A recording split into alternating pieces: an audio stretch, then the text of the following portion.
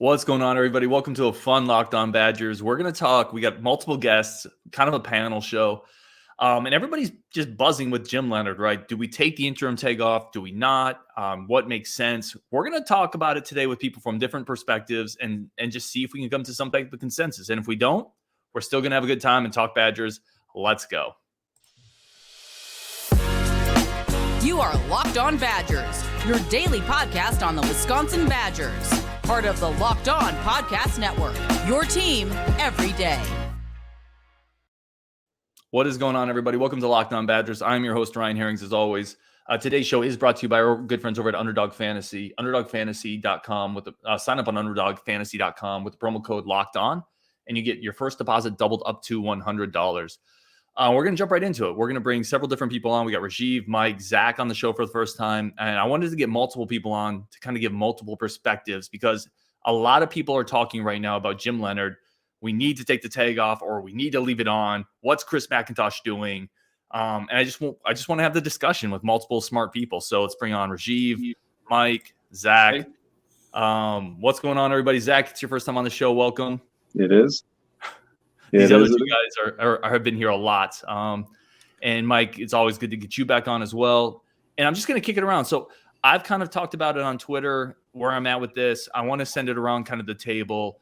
Do you think Jim Leonhard should have his interim tag removed? Why or why not? Rajiv, we'll start with you, and then we'll go Mike and Zach. All right. Well, thanks for having me on, Ryan. Appreciate it. I do think the interim tag should be removed. And I've said this before, I'm not someone who's banging the drum, thinking Chris McIntosh is crazy. What is he doing? I don't think that. I understand both sides of the argument. But my view is pretty simple. I think we can all agree that Jim Leonhard is going to be our next coach. I mean, I feel like most Badger fans are understanding the fact that they don't really see it happening to anyone else. He's most likely going to be the guy. And I'm assuming you all agree too. So my view is simple. If he is going to be our next coach, and because of the fact that he doesn't have the tag removed and he coaches the season out with continued instability, more decommits, people entering into the transfer portal, if we lose people that we want to keep and we lose people that are key contributors to our program and he ends up being the coach, to me, that's upsetting because then why not just take the tag off him now? Because Jim Leonhard's been here for several years. He's had an opportunity to go to the Green Bay Packers. He's had an opportunity to go to other jobs. And he stays. And I respect the fact, and I love the fact about Jim Leonhard that he says, look, I'm a Badger through and through. This program gave me my start, which it did. I was at Wisconsin when he was there, and it was incredible to watch him. I love that about him. But let's also be realistic and understand that Jim Leonhard could go elsewhere. I'm sure those conversations have happened. I'm sure coming into this year, Chris McIntosh and Jim Leonhard had an understanding that if at any point, look, after the Minnesota game last year, there were people calling for PC's job. So it's not like this was some out of the blue situation. Out of the blue that he got fired, but not out of the blue that he was somewhat on a hot seat. So look, those discussions have happened. And I just feel like he's known that this is the guy. Therefore, why keep the tag on? We lost a couple 23 commits. We know people are going to enter the transfer portal. We have people on this team that we don't want, that we don't necessarily need to keep. But we have people that we do. We have young stars that if we lose them, because Michigan, Ohio State, Georgia, other programs are looking at us. They're like, all right, this is a potential victim that we need to go after because they had instability. So let's go and do that. We've talked about tampering. So, I want to shore that up because I don't want to lose key contributors. And there's just no reason to not give it to him when, let's face it, we already know he's going to get the job. That's where I'm at with this, guys. Yeah, we've all heard Braylon in his comments. He's staying if Jim is here. No, Mike, take it from there. See, I think you mostly agree with Rajiv, right, Mike? I'm not sure, though. Yeah, I'm pretty much in the same book. And as people don't realize, too, the transfer portal will open again on December 5th, which is only about 18 days away. So, yes, we're losing recruits. Kids are decommitting. Just don't worry about that right now. There's still signing days a while off. Then there's a later signing day. Just don't worry about recruits right now in 2023. We want to keep the star players we have now and everyone, because as Rajiv has said, Jim Leonhard owns that locker room. They love him. They all want to play for him. That is so critical right now to keep that core intact. And we can fill in later with transfers other recruits. There's always more players you can bring in, but you want to keep those players that are here now. And it's, again, do we really have a significant option? Would we not be hearing rumors right now if McIntosh had some home run hire in the background? And then the final thing I just want to say, people are judging him off this season and what he's doing, but he doesn't even have his own staff. He hasn't been able to implement his own offense, his own philosophy. In my mind, until we can actually see him make his own coaching hires and have at least one full season with his staff and how he wants to run the offense, we really can't even judge him too much on this. Zach, take it, man. Yeah, I kind of agree with both of you guys. And my big take on this is you don't fire Paul Chryst midway through the season, which is a very, very un-Wisconsin-like move. I mean, across the board. We haven't fired a coach in years in any sport, in any major sport. And you don't do that unless you have a guy that you're willing to give a chance to. And you gave him that chance. And considering that this team was dead in the water at 2-3, there was no signs of life, is the bowl streak going to come to an end? To say that this team is knocking on the door of a bowl win and it looks re-energized, rejuvenated, I think that's a really, really good sign for Jim Leonhard. And the other thing, too, is you just have to find the right guy for this team. And personally, I feel Jim Leonhard is that guy. Because head coaching experience or not, there have been coaches that have been hot name hires that coached at smaller schools that have that head coaching experience that flamed out. Scott Frost with Nebraska is a big one. Charlie Strong has had how many trips around the board. It doesn't matter, how much experience you have or don't have. I think it just matters that you're a good fit for this team. I mean, Brett Bielema was brought into Wisconsin as a head coach with no prior head coaching experience. He was just our DC, and he turned out real well for us and for Illinois. I think the big thing is going to be who's the best fit. And right now, you can't tell me that's not Jim Leonhard. And if you look at, even with Paul Chryst, with some of those bad teams that we've had, where it's been stagnant, maybe the 8-5, real kind of struggle teams, what's been the one consistent thing that has kept us in every single game? It's been Jim Leonhard's defense. Now imagine if he can implement that across the board to that offense, to the defense, to the special teams, get his guys in there. Everyone wants to judge him based off of 6-7 games. And this is, it's been mentioned, this isn't really his team. It's his defense, but this isn't his staff. This isn't his offense. A lot of this, he's trying to adjust on the fly. And to say that we're knocking on the door of a bowl game appearance with everything that's happened is a testament to how he's really kind of turned this program around. And the big thing is going to be, I think this is going to fall more on Mac.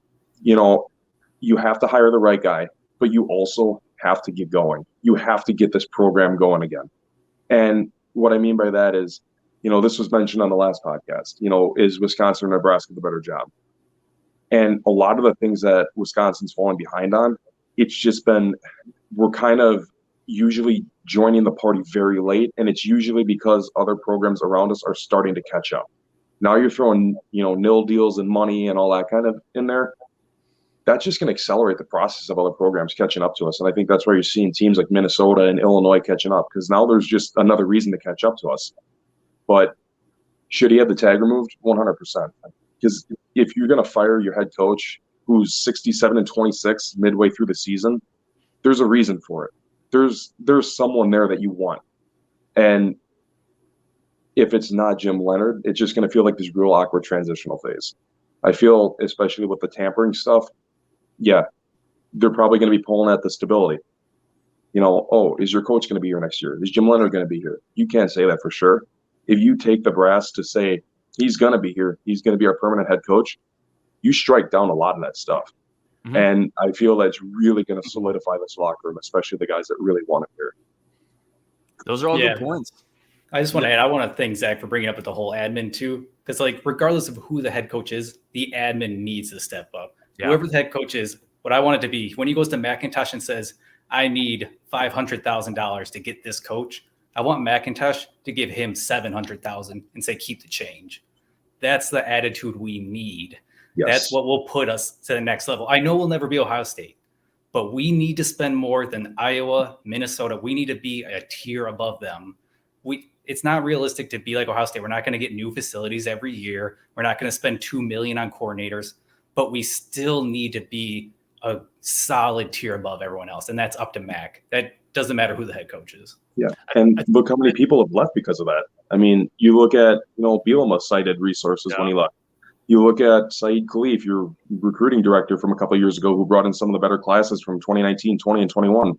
He said when he left, he's like, he never wanted to leave here. But when he left here, the height of his recruiting power at Wisconsin, he had four assistants. Right now, at Michigan State, he's got 12. I mean, that's the kind of stuff where you got to step up your game. You don't have to be in Ohio State. You just have to be the Wisconsin that you can be. I think so. All of those are everything you guys said is spot on. I disagree with a lot of it.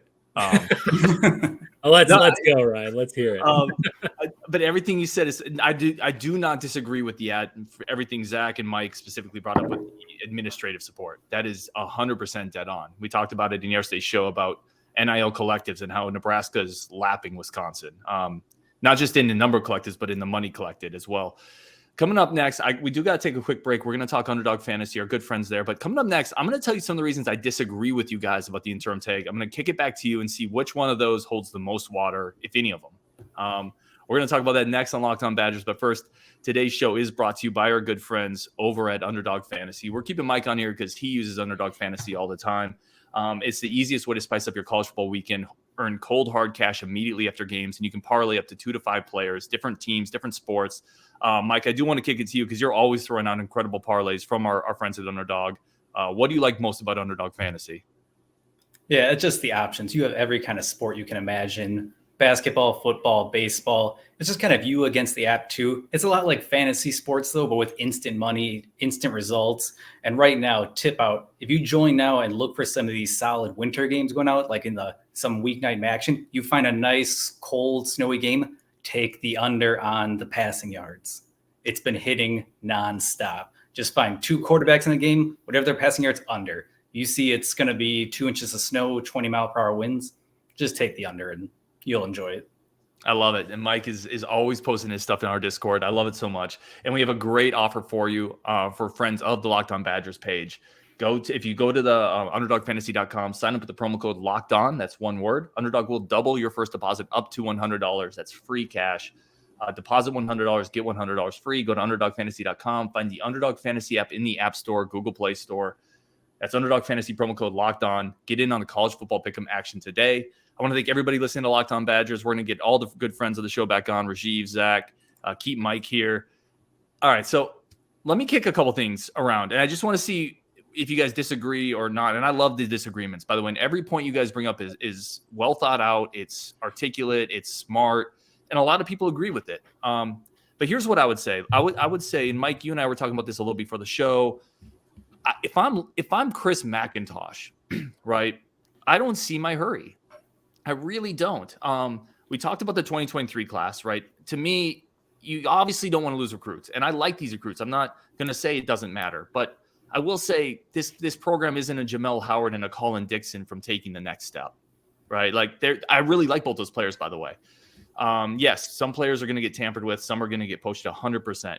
But this head coaching decision is for the next 10 years. Somebody on Twitter had mentioned that. I thought they put it really well. Don't look at this as like we need to save the next 1 or 2 years. This is for the next 10, 12 years. And if I'm looking at it from Chris McIntosh's standpoint, Jim Leonhard does not have a lot of head coaching experience. Every data point I can get, every bit of something I can see from him helps me evaluate and really cross T's and dot I's. And Rajiv, you were saying we all think he's going to be a head coach. And I agree with that. I think he is. But I'm not 100% sure he is because maybe Dave Aranda's on that radar. Maybe someone else is on that radar with head coaching experience. And, Chris McIntosh is just taking that time to really evaluate the rest of the season, every variable he can see, every data point he can see, because this is the biggest hire he's going to make in his career. And if you frame it from that, or if you put it in that lens and you look at it that way, I have a hard time saying he should rush through this. Let's go reverse order and let's kind of get quicker takes on this one because I think we got a lot to talk about decommits too. But Zach, am I making any sense or am I just off my rocker? No, I'm kind of torn in the middle. Like, I do believe he's going to be the next head coach, but at the same time, I feel even when they hired him and brought him on, and like, you're the interim head coach now. The second that announcement was made, my first thought was, if he gets 6 wins and makes a bowl game, he's the guy. There is no ifs, ands, or buts. There's no outside looking. That I feel that's a very realistic goal given the team he had, the coaching staff he had around him, the conference you're in. That was a very, very realistic goal. You're playing for a lot of pride. You're playing for the bull streak, and it's a very, I would say, reasonable benchmark to set for him. If he can take a 2-3 team and get them to 6 wins at minimum, I feel he's your guy. And the other thing is, you're not rebuilding from scratch. Wisconsin's got a lot of the foundation laid in place. You just need the guy that's going to literally light the fire and take it to the next step. And in a lot of games that we played well, you can say that Jim Leonhard really lit the fire on this team that you haven't seen with Paul Chryst in the past year or so, and especially in the beginning of this year. Like, you watch that Northwestern game, man, they came up with a passion that I don't think any of us expected. I believe, we all thought we were going to win, but if that's a Paul Chryst team, it's probably a 24-7 just slugfest, and you just win because you're better on paper and on the field. But Jim Leonhard lit a fire under that team. And I think a lot of this isn't his staff. The coaching, in a sense, kind of feels really awkward, especially Bobby Ingram in the offense. There are days where it's like he just doesn't look like he knows what he's doing. He really can't call plays against a good team, or he feels a little more intimidated by the other team across from him. But I've never really felt like we were out of a game because Jim Leonhard really just was a bad coach. I feel he's just got to get his staff together. I feel this is just going to be a matter of naming your coach and getting that staff together and seeing what they can do. It's about finding the best fit for the program, regardless of head coaching experience or not. I believe I mentioned earlier that head coaches with previous experience flamed out. You look at Scott Frost in Nebraska. Charlie Strong has had a couple of runs and they flamed out.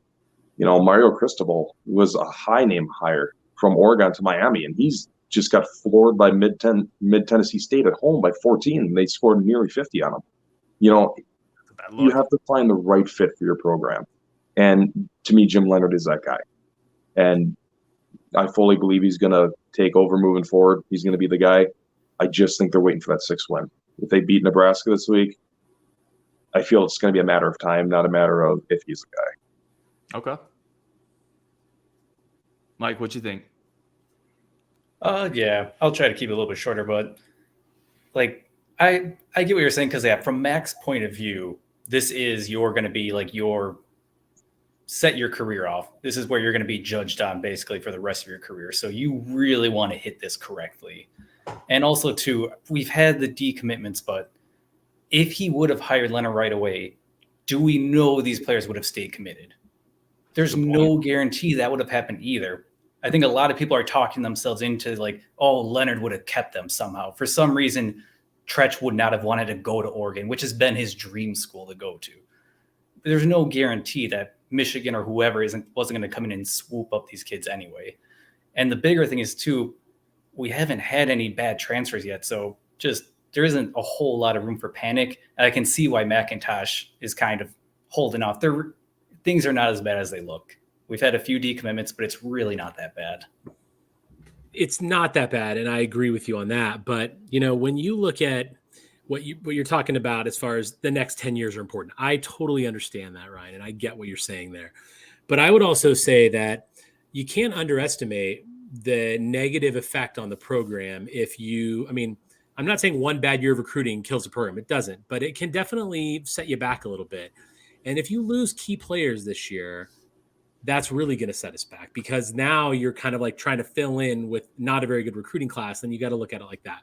So I just, and again, I balance that against the fact that McIntosh is likely he already has this decision.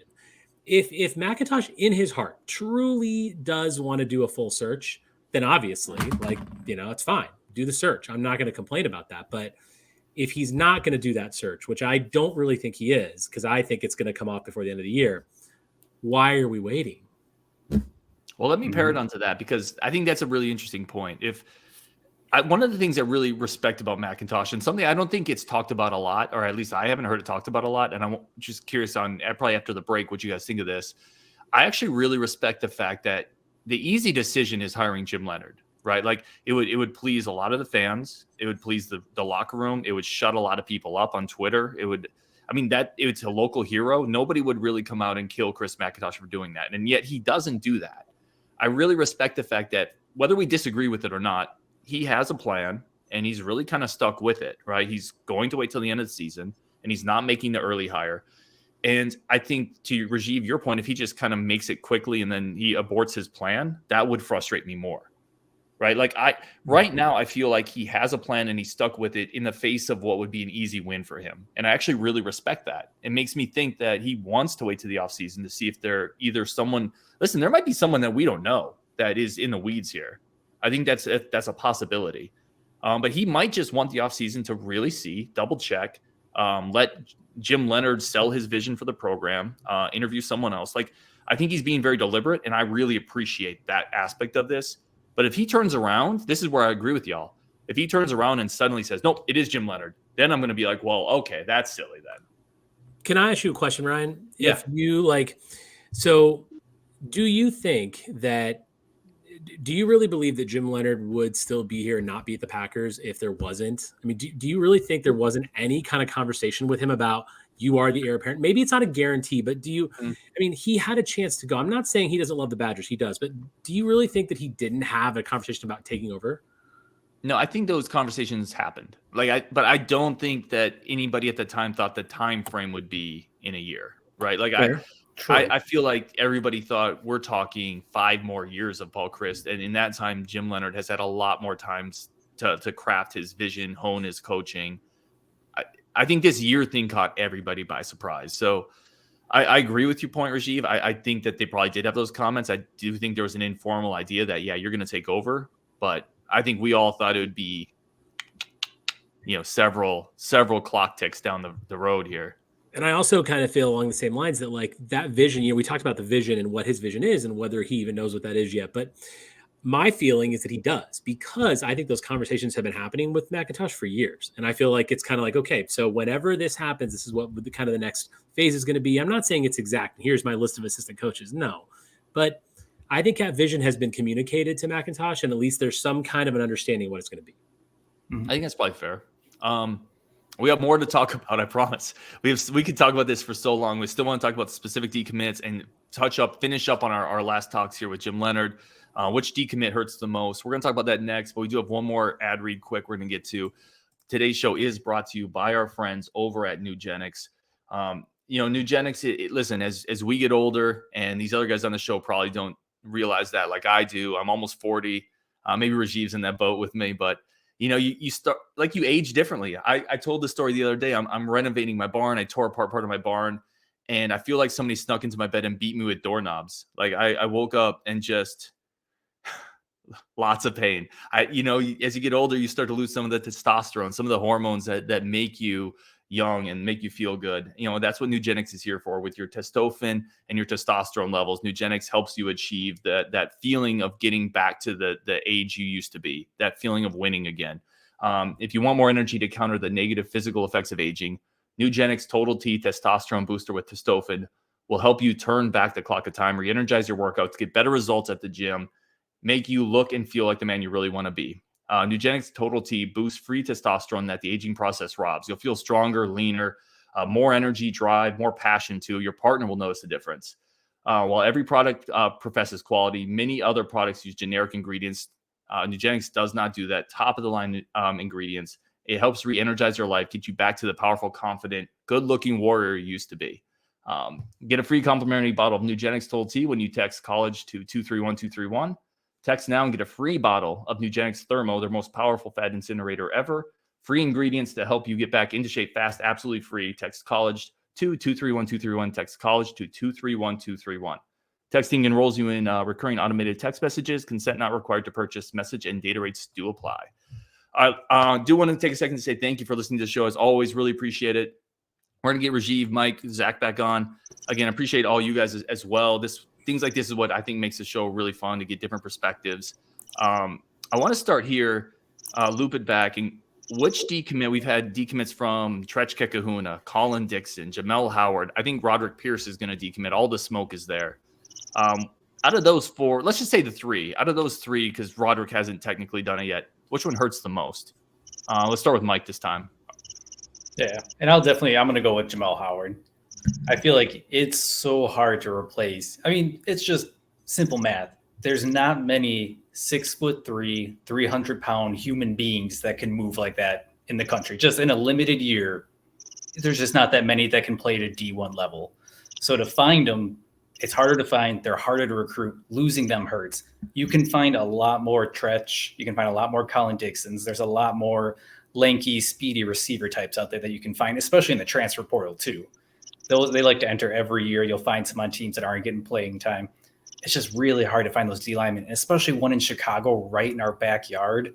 That's where we really, like, again, the next few years, I really hope we keep hitting Chicago hard because I just want that pipeline to be solid.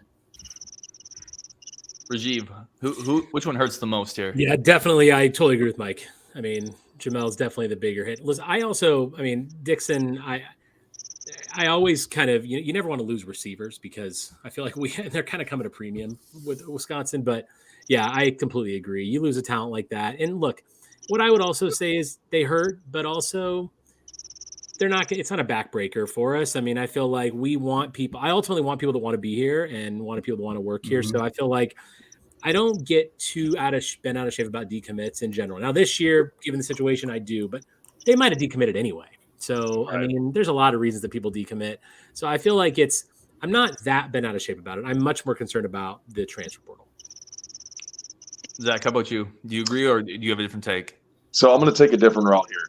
I'm either going to say Colin Dixon or Tretch. And the sole reason is because as of right now, we still at least have Rod Pierce on the defensive line. But we lost both receivers on our class, and we're not bringing in any receiving help. So that's why I'm going to say that. Yeah, they're all going to be, really special players, especially for the ranking. I feel they're all very underrated. But I feel a lot of this is impacting people, especially fans, a lot harder for the sole reason that you only had 13 3-star commits to begin with. So losing one might feel like you're losing a giant chunk of that class.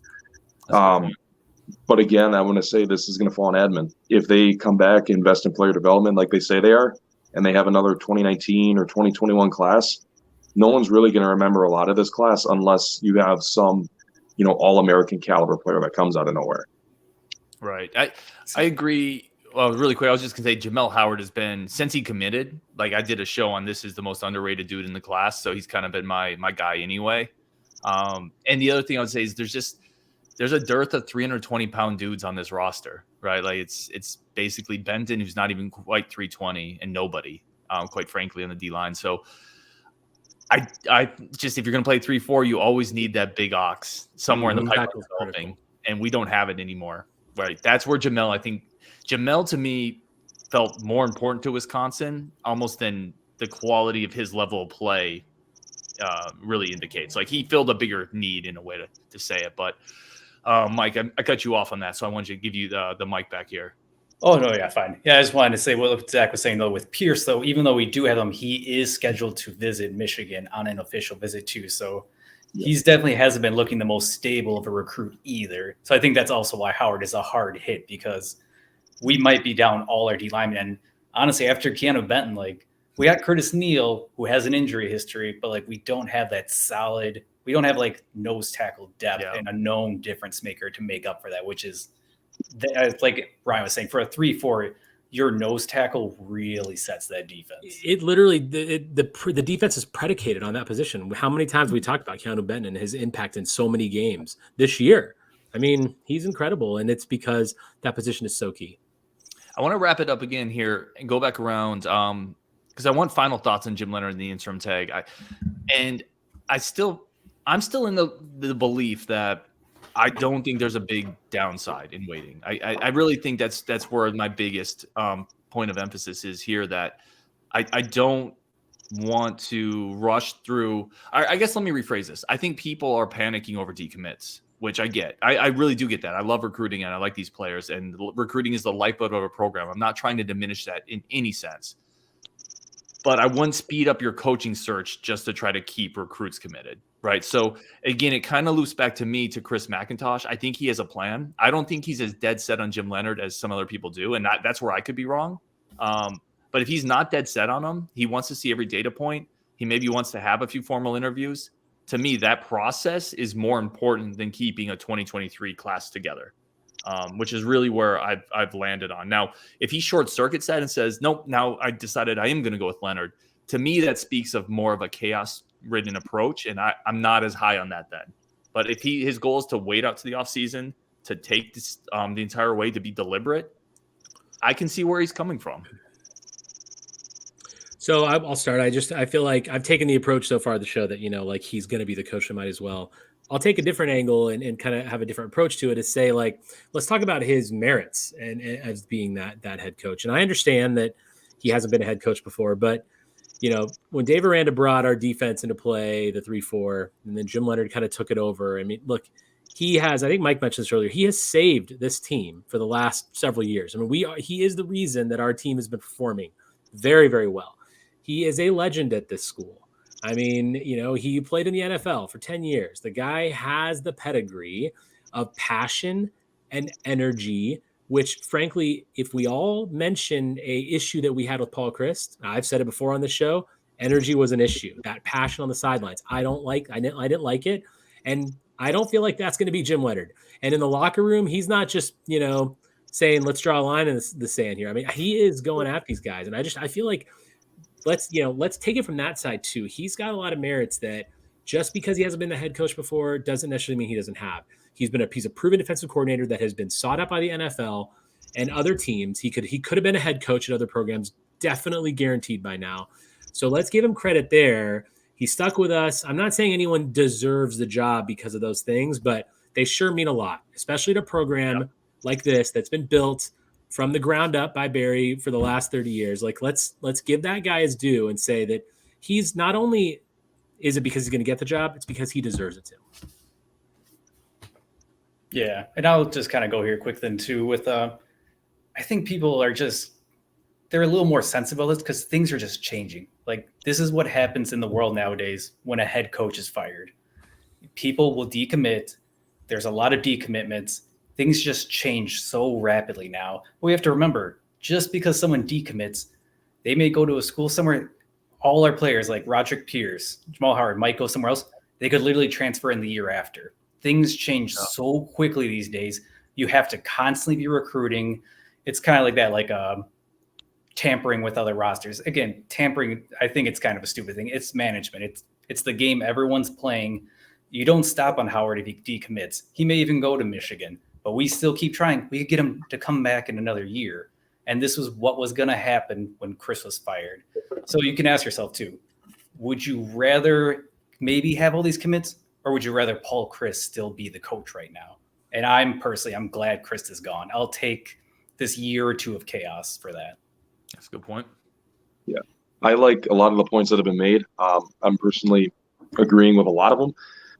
My big take with this is, Paul Chryst was a good coach. He had a good run here, but his stuff got old. And you could tell by his energy. That was a big thing that I was also a huge critic of. And, listening to Jim Leonhard, it's just almost like a breath of fresh air. And I don't know if that's just because of so much Paul Chryst just being so monotone and just, you can almost predict the scripts he was going to read off of when he gave his post-game speech, win or lose. But, Jim Leonhard is given that energy that this team needs. And, regardless of what happens, this, I feel, is going to fall more on the admin. You have to make the right hire. Head coaching experience or not, money or not, look how much money, Nebraska's paying Scott Frost, who had coaching experience too. Texas A&M is in a bind with the Jimbo Fisher, contract and their fiasco. You have to find the guy that's right for this program. You have to find the guy that's going to make Wisconsin the best it can be. And yeah, there's been a lot of hiccups and speed bumps in the road, but given the season so far, you almost have to expect that kind of stuff. Jim Leonhard, I feel, has done a really, really good job of righting the ship. And I feel if he gets that 6th win and gets to a bowl game, I feel he's going to be the guy no matter what. I think that might be the last point that they're looking for to say that, hey, you took a team that was dead in the water at 2-3 and you got them to a bowl game. That's a reasonable mark to set, but it's also one that would be a huge accomplishment for him, especially kind of getting thrown in the fire like this. Yeah, I think that would be a really big accomplishment. It'd certainly be hard to turn away from him if he gets his team to a bowl game with the player support. All right, everybody. Thank you so much for tuning in to Locked On Badgers. Mike, Zach, Rajiv, as always, appreciate y'all's time so much. Let us know in the comments. I know a lot of people agree with Rajiv and Zach and Mike's take on here. I don't think as many people might agree with me, but let us know if you think the tag should be taken off, if they should wait, if McIntosh is crazy. Let us know in the comments. As always, appreciate you tuning in. We're going to continue having more content. Obviously, we're going to go live after the Minnesota game, or the Nebraska game, Minnesota game in 2 weeks. So we'll talk to you then on Wisconsin. Appreciate the listen.